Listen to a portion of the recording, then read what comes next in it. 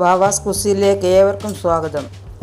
നമ്മുടെ മുത്തശ്ശിമാരുടെ ആരോഗ്യത്തിൻ്റെ രഹസ്യം ഒന്ന് പറഞ്ഞറിയിക്കാൻ വയ്യാത്ത വിധം അത് പിഴിഞ്ഞങ്ങോട്ട് ഒഴിച്ച് എന്താ ടേസ്റ്റാല്.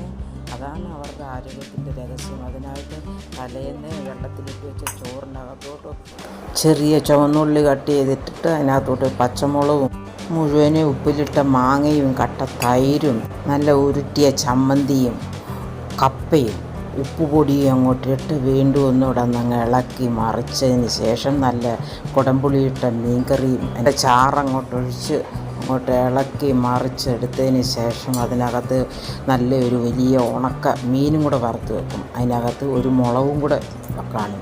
ഇതെല്ലാം കൂടെ അങ്ങോട്ട് ഇളക്കി അങ്ങോട്ട് എടുക്കുന്നത് കാണുന്നപ്പോൾ തന്നെ നമുക്ക് വായിൽ നിന്ന് വെള്ളം വരുന്നില്ല.